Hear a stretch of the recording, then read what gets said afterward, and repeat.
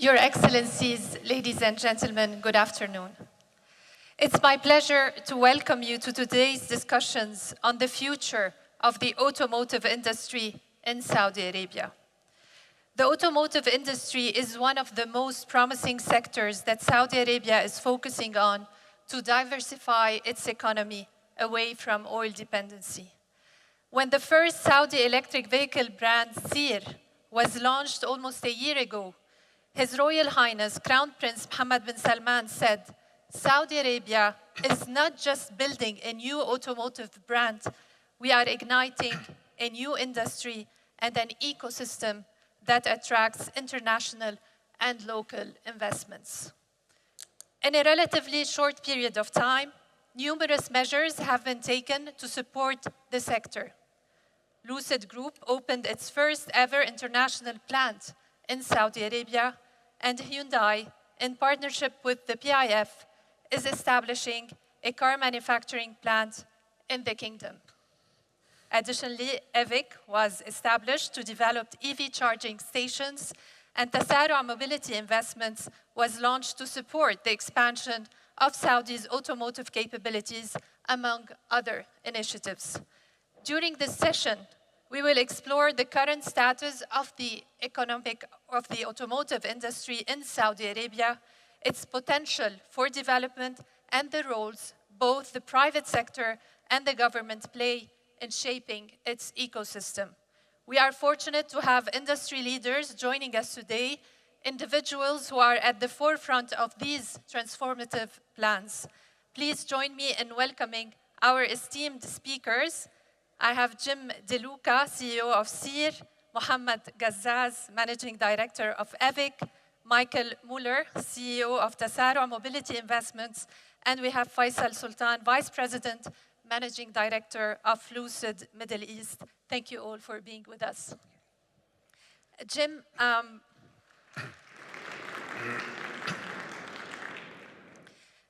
Seer is a joint venture between PIF and Foxconn. When Saudi launched this brand, it was said that you are building a whole ecosystem for the automotive industry. How exactly are you doing that? So it's interesting. When we were formed, a lot of people said, what exactly is your role in creating this automotive industry? And we say within the company, we're doing more than starting a car company. We are, in fact, igniting an industry. And in doing so, we are helping to change the face of a nation. When you think about what Seer is doing specifically, we are designing, engineering, validating, manufacturing, and selling a portfolio of battery electric vehicles right here in the kingdom. The breadth and scope of what we're doing gives us a huge advantage, and that's why we would say we are a catalyst to this whole endeavor. Working with our neighbor Lucid, we have attracted a group of tier 1 suppliers who've agreed to co-locate with us in King Abdullah Economic City. You can't have an automotive industry without a supply base. Together, our collective volumes are creating that supply base that gives us the foundation of this automotive industry. At the end of the day, this has been a dream of the kingdom for a very, very long time. All of us are pleased to be part of this transition, the transition of shaping the future of mobility in the Kingdom of Saudi Arabia. And briefly, can you tell us about the strategies that you're following to do that? Yeah, when I think about our strategies, it's actually fairly simple. First, you need product. So we've partnered with BMW and Foxconn, technology leaders, to develop our portfolio of battery electric vehicles that will lead in the areas of design, performance, infotainment, and connectivity. Then you need process. So we, again, have partnered with equipment providers from around the world, names like Teddiره and Schuler, well-known names that will make sure we're not only creating a plant that is state-of-the-art, we will be able to produce vehicles of unmatched quality. I've already talked about the supply base. We need to be successful, we need to localize. Our goal is to have well over 40% local content within the first development of our vehicles, the first phase of our vehicles. Absolutely necessary. From there, it's about talent. We've brought in a team of automotive experts from around the world. They'll make sure we get off to a fast start while we develop the human capital development pipeline necessary to make sure that we are developing the future leaders of this industry today, right here in the kingdom. The last point I would make in terms of a strategy is customer experience. Our direct sales and service model will make sure that we own the consumer from the first day they walk into one of our stores through the ownership cycle until they return for their next Sear vehicle. Strategy's pretty basic, fairly simple, easier to say than to do, but that's how we're going to get it done. We're excited to be part of this evolution. Faisal, it seems you're going to have a tough competition from Sear. Let's discuss your plans in Saudi Arabia. Now the cars are being assembled in Saudi Arabia. I believe last year 800 cars were assembled. What are the short-term targets, and when can we expect the full manufacturing of cars in the kingdom? Thank you. So, first of all, I would like to, echo Jim's statements, because I think, the kingdom has been trying for a long period of time to get auto manufacturing going. And, Lucid and Sear and some of the other OEMs that have now signed the deal, I think that dream is definitely coming true. And Lucid's plant is really the first seed towards the manufacturing aspect of that. We started the plant in King Abdullah Economic City in September 23rd of last year. We had a big ceremony, and we're ahead of schedule. As you said, we've got now thousands of vehicles that have been assembled in the plant. So, our goal has always been to have full manufacturing done, and to have a manufacturing plant really, up and running. It takes anywhere from 3 to 4 years. It doesn't matter which part of the country or you're making it, or which part of the globe you're making it. So we started that factory already. I can definitely tell that the full manufacturing plant is also being constructed around the building that we finished last year. And the goal to start with the baby step approach was really, as Jim said, there are 3 main things that you really need. You need the product, but you also need the manufacturing capability. The human capital has to be there, and then you have to have the supply chain. And for Lucid's plan to exist in an assembly form helps us, not just Lucid, but also the country, to show the world that there is a project that is actually assembling cars. And this dream is a reality now. So please come and share this reality with us, become partner. And really my message to the private sector is the same. We have amazing opportunities. It's almost like you're going back in time in Detroit, Michigan in the 1930s, 1940s, when the Motor City was being developed. A lot of opportunities came and a lot of people jumped on it. And today they're very thriving businesses because of jumping into these opportunities. So these opportunities exist in the kingdom right now with Sear, Lucid, Hyundai, and some of the other projects coming on. And the support of PIF and the government is also there. So if you have all of those 3 ingredients available, you can have an amazing, successful business in the country. And you cannot have EV cars without the infrastructure and without the chargers. So my question to you, محمد, you just opened your first EV charger in Roshan Front in Riyadh. The plan is to deploy around 5,000 chargers by 2030. What are the short-term plans? Yeah, so as you mentioned, our mandate is ultimately to accelerate the deployment of publicly accessible fast chargers. And one of the challenges that we see globally in the early days of the EV evolution, let's call it, is EV charging infrastructure tends to lag behind EV adoption. And ultimately, what ends up happening as a result of that is that it slows down EV adoption. And what we are aiming to focus on is, through PIF's JV with SEC, is to address this issue really head on and make this a non-issue for the kingdom in terms of EV adoption. Our target is 5,000, and depending on who you ask, that represents anywhere between 1/3 to 2/3 of the actual requirements for the kingdom in terms of EV fast charging by 2030. But in reality, if we look at globally what's happening in the automotive industry, the EV transition is well on its way. And we have major automakers have already committed to producing only electric vehicles by 2030, some of them as soon as 2025, next year. And in addition to that, if we look at global vehicle sales, the top selling vehicle for 2023 is actually an electric vehicle, something that has never happened historically. And in the short term, while our mandate is going to be relatively slow, this is our first year of establishment, et cetera, over the coming period, we will be deploying up to 1,000 chargers on an annual basis. So there is a huge uplift that's going to be coming. Thank you. Michael, تسارع is the investment gateway to the mobility sector. It was established by the PIF just recently. What was achieved so far? Yeah, that's right. So our announcement was just in October, also in parallel to EVIC. This is how you can see how new this whole industry is and how it finally develops. So interesting-wise, our first investment was together with the private sector. So we establishing now a company that is finally bringing automotive and logistics services together with Samil and Al-Khuraif and Himma Holding.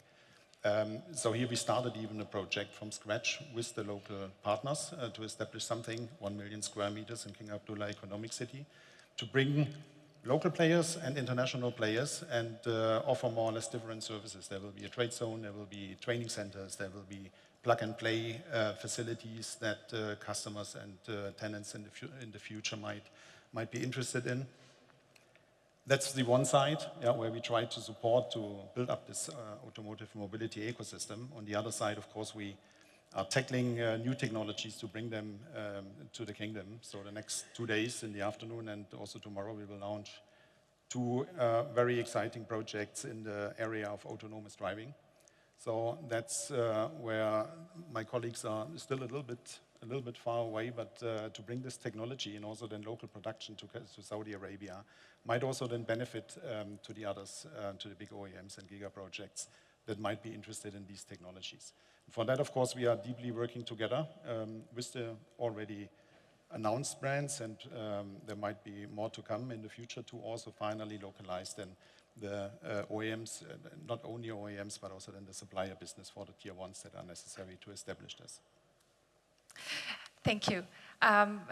Jim, briefly, we are here in the private sector forum, so we need to give the audience some of the opportunities that you're offering them at SEER. Can you elaborate on that? Absolutely. Look at it this way. This is almost a blank slate. Path number 1, we talked about the tier 1 suppliers. They're going to need tier 2 suppliers and tier 3 suppliers, entrepreneurs who are willing to become part of this process and the vertical integration that is so necessary to be successful. I'd say that's path number 1. Path number 2, there's so many indirect opportunities. We are creating an industry, and we're dotting our I's and we're crossing our T's, but there's going to be a ton of gaps that are simply waiting for entrepreneurs to fill.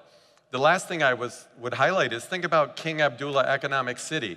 We're going to have tens of thousands of people migrating to Cake. They're going to need more infrastructure than what is currently there. Hotels, restaurants, coffee shops, shops in general, you name it. There is a tremendous amount of opportunity. I would say it is first come, first serve. Thank you. Faisal, the plans here is not to compete on a local level, not even on a regional level, is to compete on a global level.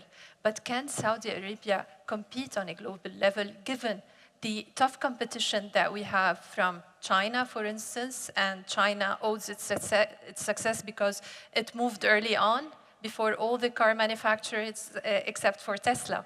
So what are your thoughts on that? You know, look, if we were talking about internal combustion engines, I would probably agree that it is very hard to compete. But because the electric vehicle and the mobility itself is, you know, I wouldn't say that it's in its infancy, but it is still in a startup stage, okay? So I think that gives, as Jim was mentioning, it's a blank check. And there is a lot of things that, you know, even the traditional, you know, OEM-based countries are discovering themselves. You know, the cost competition is a global phenomena for electric vehicles. So for Saudi to start with this blank check, I think we have the opportunity to be successful. And, you know, the geographical location of Saudi Arabia, you know, I've said that many times even before in many of the panels and discussions, it is amazingly situated in the center of the earth, right? So you've got all the major markets just around you within hours of, you know, of logistics reach. So I think from that point of view, you know, and then having the ingredients of strong support, regional support, government support, PIF's backing, very strong private sector that can jump in and start taking on these opportunities that Jim just mentioned, I think gives us as much or more success chance than the rest of the world in electric vehicle manufacturing. So for Lucid, you had a major investment from the PIF. You had a subsidized loan from the Industrial Development Fund, and you had a commitment from the government to buy up to 100,000 cars in the next decade.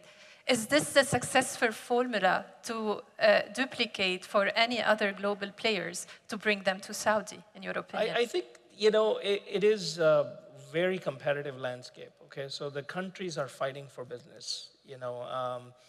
Saudi Arabia is going through this great transformation, the Vision 2030, and the whole, you know, concentration on sustainability as being one of the biggest pillar and the human capital development. So I think, yes, those opportunities are available here. And, you know, you can see the, you know, the 4 companies that are sitting here are direct beneficiaries of that commitment from the government. And I think that is available to all. So whenever I go to Asia on road trips with Ministry of Investment, you know, to help them out, I think that is the key message I have. The opportunities here are definitely more than some of the other countries would be able to give you, because they already have, you know, a lot of players, you know, in the mix. And here, you know, the gap is huge. So government wants, you know, these companies to come and invest, create jobs, and be part of this phenomena of electric vehicle manufacturing. محمد, what are your thoughts? Do you think that the presence of Lucid, of Seer, of Hyundai, would that be enough to convince the original equipment manufacturers to localize to Saudi Arabia? I mean, ultimately, you know, we've been working with both Seer and Lucid from the very early days and kind of aligning and getting their learnings from what they've seen globally in terms of our rollout strategy for the infrastructure that we're building out. And based on a lot of research that we see globally, in addition to that, based on a lot of research that we've done as well locally with consumers, one of the biggest barriers for EV adoption tends to be the lack of infrastructure. And the reason why EV infrastructure is lagging is because of the limited number of EVs. But as the ecosystem continues to grow, even from our end in terms of EV charging manufacturing, we are talking with global manufacturers, some of the top players globally, and there is a very strong interest in the kingdom and localizing manufacturing in the kingdom. As Faisal mentioned, just geographically, strategically being placed between Asia and Europe is something that's very attractive. And then with a lot of the incentives that can potentially come in as a part of that localization, it becomes a very, very attractive market. But the key is to keep in mind that we are not building local manufacturing just for the local market. We are competing on a global scale as well. And when it comes to incentives, do you think that these incentives should go also directly to the customers? Because some would say the customers here are not very incentivized to switch to an EV car since gasoline is one of the cheapest in the world. Absolutely. Now, going back to what I mentioned earlier on the research that we've done, actually the biggest barrier is the lack of infrastructure, not the price. The price is still a significant issue. And again, similar to what we've seen in global markets, incentives to consumers to switch to electric vehicles is going to be a key driving force to incentivizing that transition to electric vehicles.